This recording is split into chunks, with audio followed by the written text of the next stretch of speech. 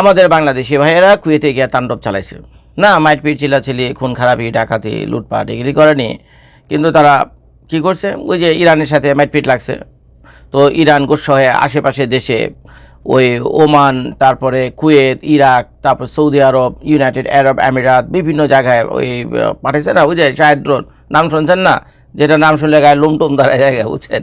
তো এই Shahed drone উড়ে টুড়ে মারছে কিছু গোলা বারুদ সহ, তারপর ওগুলি গিয়ে বিভিন্ন জায়গায় পড়ছে, ক্ষয়ক্ষতি তো ভালোই হয়েছে শুনলাম, ক্ষয়ক্ষতি তো ভালোই হয়েছে। তো যাই হোক, এখন সেই কয়েকটা ড্রোন মনে হয় আইসা ওই কুয়েতে মারছে, কুয়েতে এখন ড্রোন যখন মারে, ড্রোন যখন বাস্ট হয় মাটিতে আসার পরেই তো বাস্ট টাস্ট হয়, তো বাস্ট হওয়ার পর ওইটার কিছু ধ্বংসাবশেষ, যেটাকে ইংলিশে ডেব্রিজ বলে নাকি, র্যাকেজ ডেব্রিজ, তো কিছু ধ্বংসাবশেষ ছিল। তো এরা কী করছে, এই ড্রোনটা গিয়ে পড়ছে পরে হলো আমাদের বাংলাদেশি অধ্যুষিত এলাকা, যেখানে প্রচুর বাংলাদেশি কম বেশি আছে, তো সেই ড্রোন আর জায়গা খুঁজে পায়নি, পড়ছে গিয়ে হলো সেখানে, আর সেখানে ওই ড্রোন পড়তে দেরি আছে, আর বাংলাদেশের ভাইরা লুঙ্গি উঠে, ভাই তোদের কি মৃত্যুর ভরণ নাই, ড্রোন পড়ছে মানে ড্রোনের ভিতরে থাকে বোম। এই যে ভাইয়ের কিচ্ছা কাহিনী একটু পরে আমি আপনাদের শোনাবো, সেটার ইন্ট্রো দিতেছে, ইন্ট্রোটাকে শুনে নেন। আজ তো একটা বোম মাথায় কইরা এই ড্রোন আইসা পড়ছে হলো তাদের কুয়েতের কোনো এক জায়গাতে, বাংলাদেশে অধ্যুষিত এলাকা। তা আমাদের বাংলাদেশে ভাইয়েরা লুঙ্গি পরে ঘুমিয়েছিল, হঠাৎ বোমের শব্দ পাইছে, তাড়াতাড়ি করে লুঙ্গি ওটা দিয়ে দৌড়। হ্যাঁ ভাই, আমি যদি ওইটা লুঙ্গির উঠে দৌড় দিতাম, বোম যেখানে পড়ছে তার উল্টা দিকে, কিন্তু এই ভাই তার কাণ্ড কারখানা দেখেন, বোম যেখানে পড়ছে তার লুঙ্গি উঠে দৌড় দিছে ওই জায়গাতে।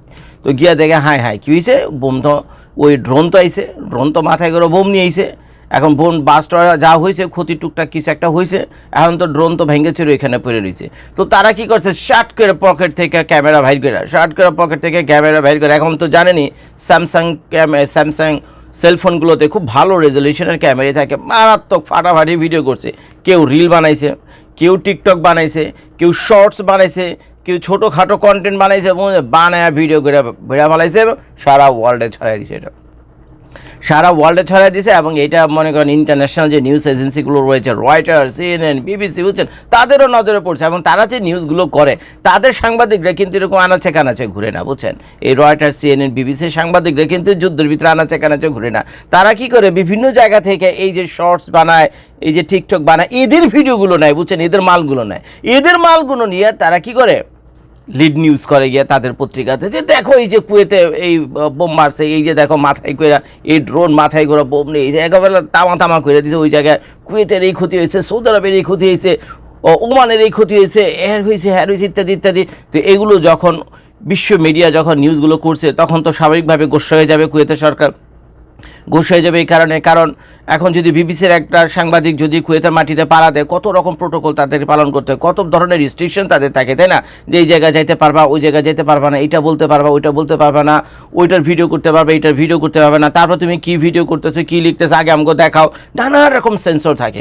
কিন্তু আমাদের বাংলাদেশে ভাইরা তো এগুলো বুঝিনি, ঘুমিয়েছিল মিয়া, বোম এসে পড়ছে, মানে বোম তো পড়ছে, রসগোল্লা তো পড়েনি, শালারা গেছে সেই বোমের ভিডিও করতে গেলে। তা এখন তো কুয়েতের যে ইন্টেলিজেন্স বাহিনী আছে, কুয়েতের যে সরকারের প্রশাসনের লোকজন আছে, তারা তো ক্যাপচার লাগাও এই বোমের এই ভিডিও, এই ড্রোনের ভিডিও গেল কেমনে, ড্রোনের ভিডিও রয়টার্সের কাছে গেল কেমনে, লাগাও খবর। পরে খবর পাইয়া দেখা গেছে যে এলাকায় গিয়ে বোম পড়ছে সে এলাকা অনেক বাংলাদেশি থাকে, এবং এইখান সেইখান করতে করতে খবর হয়েছে যে কারা এটা করছে। তো এখন শুনলাম এই যে আমাদের এই যে ভাই আছে, এই ভাইয়ের যে কফিল মানে কি মালিক, বুঝছেন, কপিল মানে কি মালিক, তো এই ভাইয়ের যে কফিল, সে কী করছে, খুশি চলে, সে একটা শর্টস বানাইছে, রিল বানাইছে, বুঝছেন, সেটা বলে 80,000 90,000 ভিউজ হয়েছে, সেটা 80,000 90,000 ভিউজ, সে আর আবেগ ধরে রাখতে পারে, সে তার সেই কুয়েতি কফিলকে গিয়ে দেখাইছে। তো কফিল তো শার্ট করে ফোন তোলা টাচ করে একেবারে লাগাইছে, ওই পুলিশরা ফোন লাগাইছে যে তোমরা যে ক্রিমিনালদের খুঁজতেছো, সেই শালায় তো আমার ঘরে রান্না কর, সেই শালা তো আমার ঘরে কাম করে, আও তোমরা তাড়াতাড়ি। শুনলো কফিলি বলে ধরে নিয়ে থানায় দিয়েছে। তারপরে থানায় নিয়ে যাওয়ার পর তার ফোন চেক করছে, পাসওয়ার্ড দিয়ে খুইলাম, তারপরে ফোনে এখন তো পোলাপান চালাক হয়েছে, ফোন তো ডিলিট করে দেয়, ভিডিও ডিলিট করে দেয়, কিন্তু অনেকে চালাকি করে ডিলিট করে দেয়, মনে করে কি সেই চালাক, বুঝছেন, আর বাকিরা সবাই বোকা। ফোনের কোনো ভিডিও ডিলিট করলে এটা চলে যায় কোথায়, ট্র্যাশে চলে যায়, তাই না?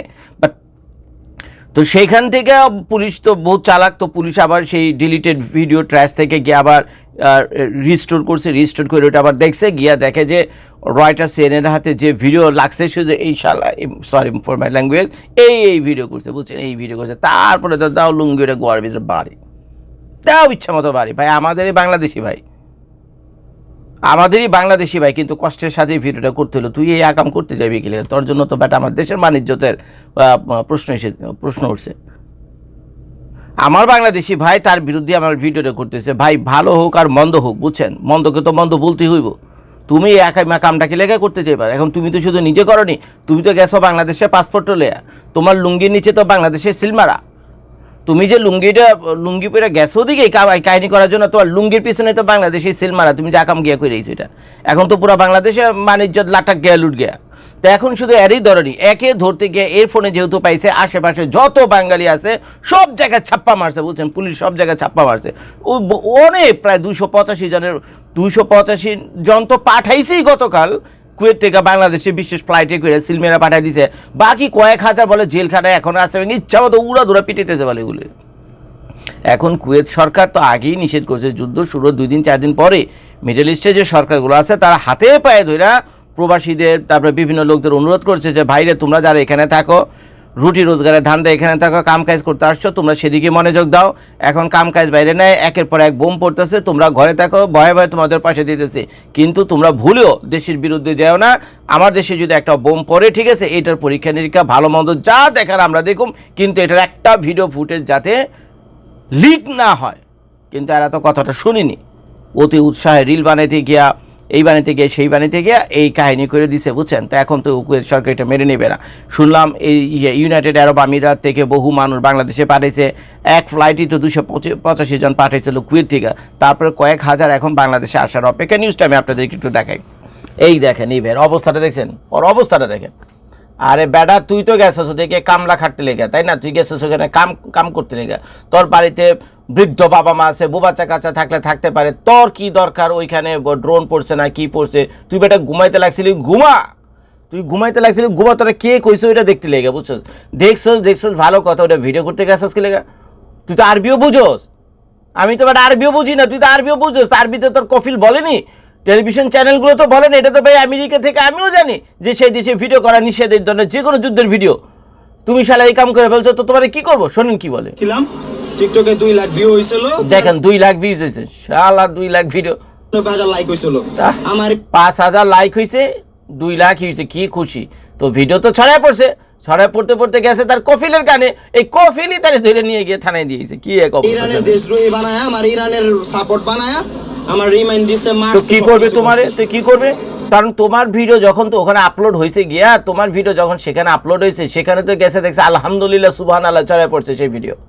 এবং সেখানে বাংলাদেশি ভাইরা ইচ্ছা মতো ইরানরে গাইলাইছে, এবং তোমার ভিডিওর ভিতরে সেই টোনই ছিল, সেই কথাই ছিল যে ইরানের কত বড় একটা ক্ষতি হয়েছে, ইরান লুট লাট গায়া, বুঝছো, এইসব আজে বাজে কথাবার্তা কইছো, যা বলার তুমি বলছো আবেগের বশবর্তী হয়ে, বলছো যেটা বাংলাদেশের থেকে মানুষেরা করে। আর বাংলাদেশে থেকে মানুষেরা করে তাদের তো সমস্যা নাই, বাংলাদেশ থেকে এসে কুয়েত ধরে লয়ে যেতে হবে না। বাট তুই তো থাকোস কুয়েতে,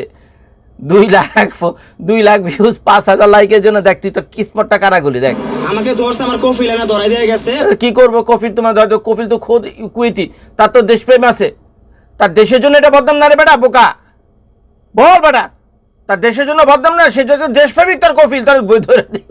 আমার আই ট্র্যাক করে ধরছে, হ্যাঁ আমার মোবাইলে ট্র্যাক করে ধরছে, আমার কফিল আইসা থানায় দিয়েছে তোমার। হ্যাঁ, মানে যেখানে থানা বলে ওটা বলে মক্কর, হ্যাঁ মক্করে দিয়ে যাও।